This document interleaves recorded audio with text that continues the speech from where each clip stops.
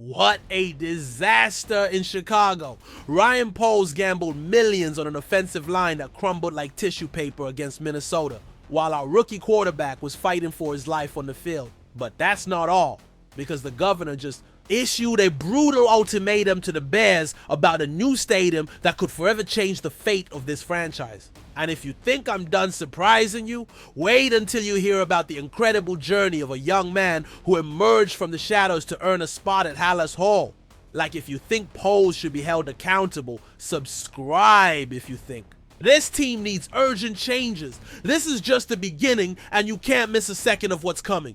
I can't believe what I watched Monday night. And before you start typing in the comments that I'm exaggerating, let me explain exactly what happened and why this is much worse than it looks on the surface. Ryan Poles, our general manager, made the most important decision of his career after bringing in Ben Johnson as head coach. His mission was clear: give Caleb Williams all the tools necessary to succeed, and priority number one was protection, because we all know what happened to Justin Fields when he didn't have adequate protection, right? So Poles went to work and invested a fortune in completely revamping the interior offensive line.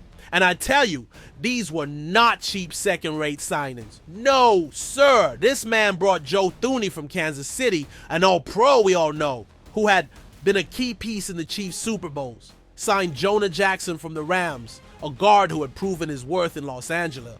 He brought in Drew Dowman from Atlanta, a center who knew the system and had NFL experience, spent millions to create what seemed on paper like an impenetrable wall to protect Williams. And I honestly thought we had solved one of our biggest problems of the past decades. Because let's be honest, when was the last time the Bears had a respectable offensive line? 2006 with Olin Kreutz and Reuben Brown, and you know what happened Monday night. The Vikings destroyed them. But it wasn't a normal defeat. It wasn't that they simply beat us. No, it was a tactical humiliation that exposed everything wrong with this roster's construction. Javon Hargrave and John Allen, the interior defensive line of Minnesota, pressured Williams 13 times in one night.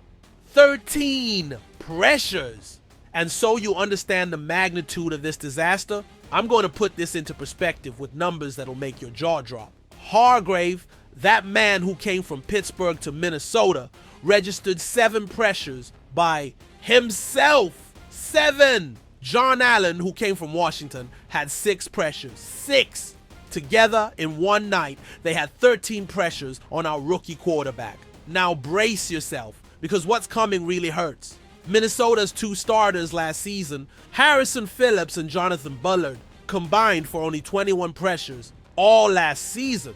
Do you realize what this means? In 17 full games, the 2 players running Minnesota's interior defensive line last year barely managed what Hargrave and Allen almost matched in one single game. You're crazy if you think this is acceptable, because this isn't just a bad night. This is evidence that there's something fundamentally wrong with Ryan Poles' talent evaluation and roster construction. But here's what really gets me fired up.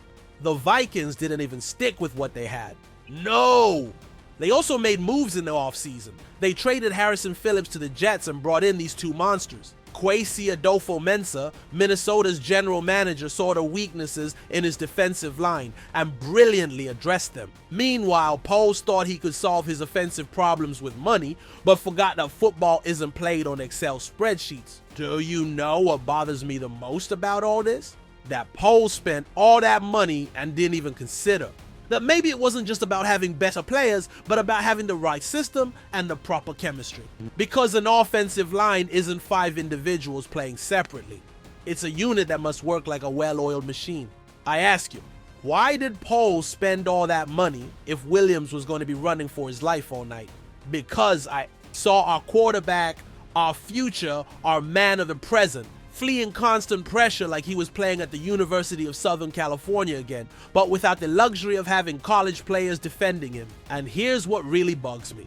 Kyle Brandt was right when he said Williams looked maniacal, trying to escape the constant pressure, because that's not what we want to see from our quarterback in his second season. We want to see composure. We want to see control. We want to see a leader handling the pressure calmly. But here's the controversial part that will make some of You angry with me, but I have to say it. It's not all the offensive line's fault. Williams has to learn to stay in the pocket, plant his feet, and make throws even when he's feeling pressure. Because in the NFL, there will always be pressure. Elite quarterbacks are distinguished by how they handle those moments. Do you remember that play with DJ Moore wide open in the end zone? Williams threw over him. And it wasn't by a little bit. It was a pass that went into the stratosphere. Why did that happen? Because when Williams feels pressure, his mechanics completely break down. He doesn't stand firm, he doesn't trust his protections, and he runs out before he really needs to. That's navy and orange, baby. You can't build a winning offense like that. Because if your quarterback doesn't trust his offensive line, and if your offensive line can't do their basic job, then all that $1 million investment becomes pointless. Ben Johnson has a lot of work ahead of him because he needs to teach Williams when to stay and when to leave. And he also needs to find a way to make this offensive line work as a unit. But I'll tell you something, Johnson is one of the best offensive coordinators in the league, and if anyone can fix this mess, it's him. But I also have to talk about Ryan Poles' responsibility in all this, because this man made decisions that have cost millions of dollars and are not producing results, at least so far. And I know it's early, it's only the first week, but first impressions matter a lot in the NFL. Do you think the blame lies more with the offensive line for not doing their job, or with Williams for not trusting his protections and leaving the pocket too quickly? And now, here comes the bomb that will change everything for the Chicago Bears and has implications far beyond football. This news is so big, it can determine where the Bears will play for the next 3 decades, and I'll explain why this is much more complicated than it looks on the surface. Governor J.B. Pritzker just dropped an ultimatum that has the organization against the ropes and shows that Illinois politics never stops interfering with our state's sports matters. And this isn't new. Do you remember when the Bulls had similar problems years ago? I'm telling you this. Pritzker told the Bears clearly, if you want tax benefits for your Arlington Heights Stadium project, you have to pay off all the remaining debt of Soldier Field. And you know how much that is? More than it would cost to simply break the contract with Chicago. But let me explain all the context because this is much more complex than it appears. The Bears bought the property in Arlington Heights for $197 million in 2023, with the idea of building an entertainment complex that would include a $5 billion stadium.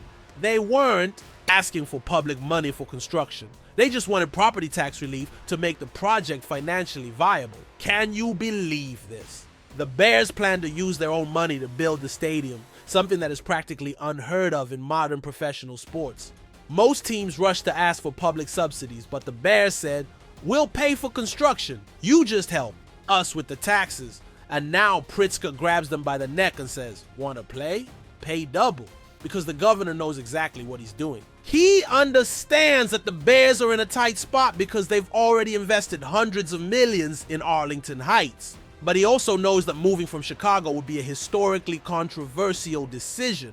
I think this goes far beyond numbers and finances. This is pure politics at its highest expression. Pritzker is playing chess while the Bears thought they were playing checkers. He knows the Bears have leverage because they can threaten to move.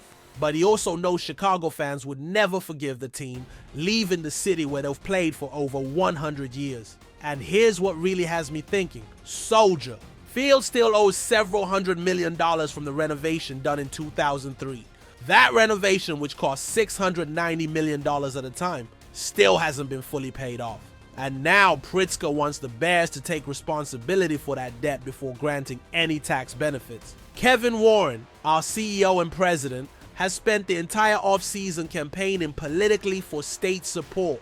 This man, who came from the Big Ten where he managed these complicated situations all the time, thought he could apply the same tactics in Illinois. But he's realizing that Illinois politics is a completely different beast. Before Monday night's game against Minnesota, the Bears even sent a letter to season ticket holders promising they wanted to host the Super Bowl in 2031. They're dreaming if they think that's going to happen without resolving this mess first.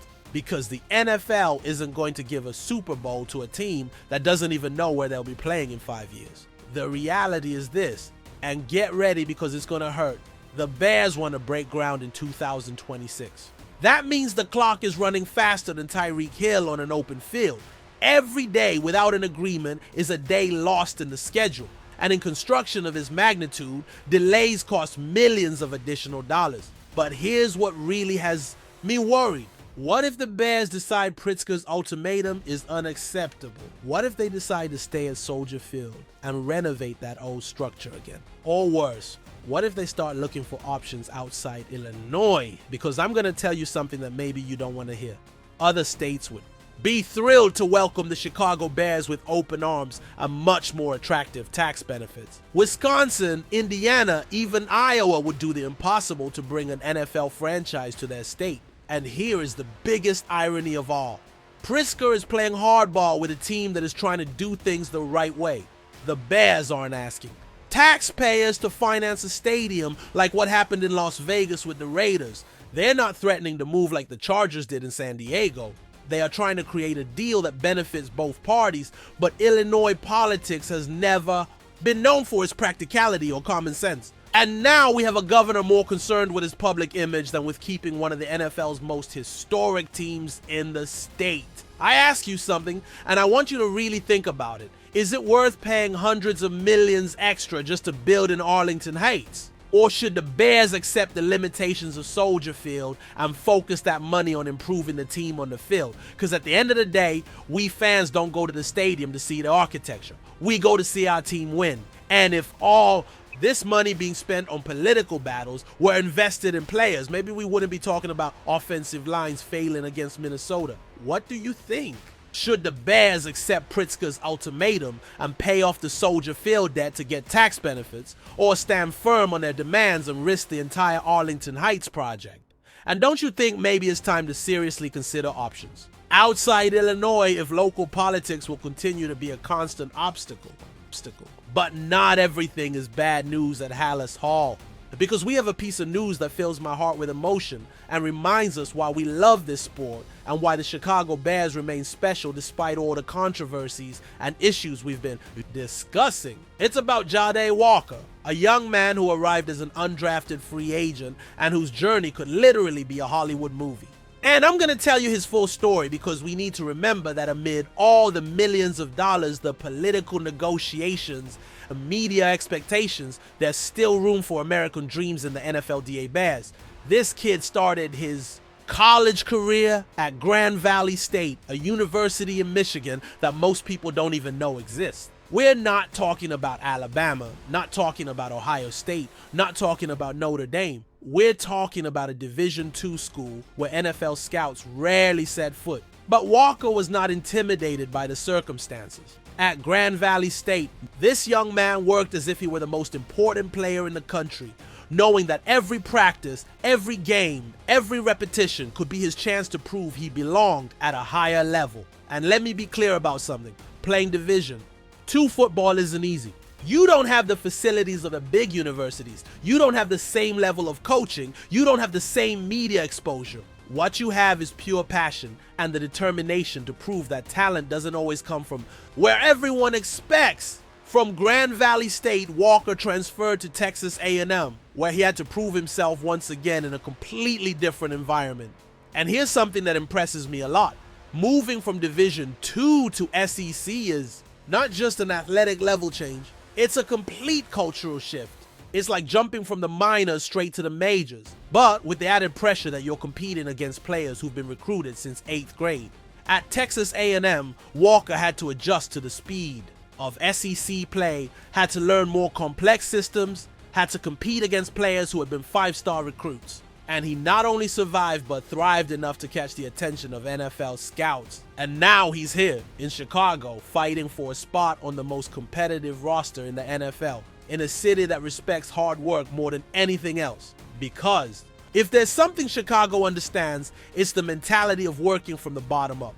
Taylor Dahl, in her podcast Making Monsters, had an incredible conversation with two coaches who know Walker better than anyone. And this seems fantastic to me because it gives us a real perspective on who this young man is as a person and as a player. Nick Postma, Grand Valley State's associate head coach, could talk about Walker's early years, about how his work ethic was when no one knew him, when there were no cameras, when there were no expectations. And those are the stories that really matter because they tell you who someone is when they think no one is watching. Alex Nicholson, his high school coach at Shaker Heights High School, also participated in the conversation.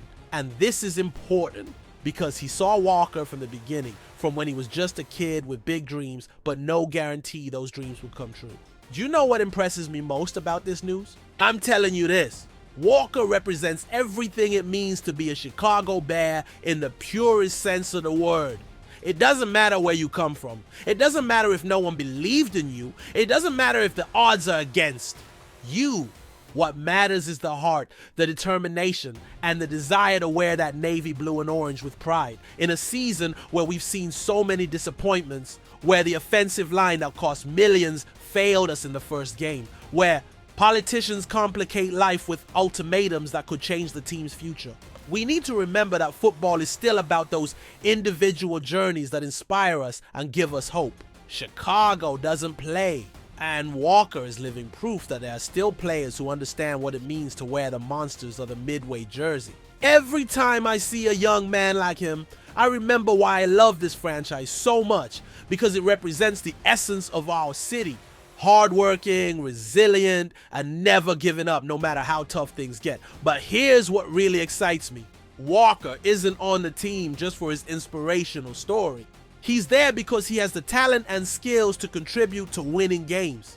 The Bears aren't a charity organization. They're a business about winning championships. And if Walker has made it this far, it's because someone saw something special in him. And that's the beauty of professional football. You can have all the story in the world, you can come from the most prestigious university, you may have been the first draft pick, but at the end of the day, you have to produce on the field. And players like Walker understand that better than anyone because they've had to prove themselves at every level. Doesn't it seem incredible to you that amidst so much drama, so much money, so much politics, we have these stories that remind us why we're fans of this team and this sport? Because at the end of the day, stories like Jade Walker's are what make it all worthwhile. Wow. Look, Chicago, after everything we've talked about today, I need to hear from you because this conversation is just beginning and you are a fundamental part of this Bears family. Poles' offensive line was a total failure against Minnesota, and we're talking about millions of dollars that are not yet producing results. Our rookie quarterback is struggling to find his rhythm in a completely new system under Ben Johnson. The governor is boxing us in with the stadium, threatening to complicate the future of this franchise even more. But we also have young players like Jade Walker who give us hope and remind us why we love this team. What do you think about Ryan Poles' future as general manager after this failed investment in the offensive line? Do you think it's too early to judge him, or should he already be held accountable for the million-dollar decisions he made? And what about Ben Johnson?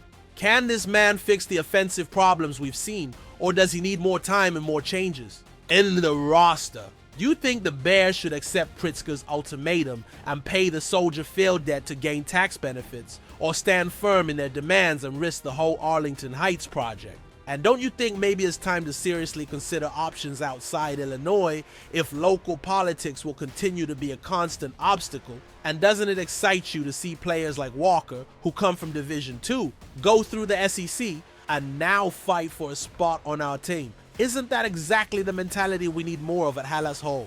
Because I think we're at a turning point for this franchise. The decisions made in the next few weeks will define not only this season, but the Bears' future for years, possibly decades. And as a Chicago family, we must be united, supporting when there's a need to support, but also being critical when things don't work as they should. If you've made it this far, it's because you really care about the Bears as much as I do.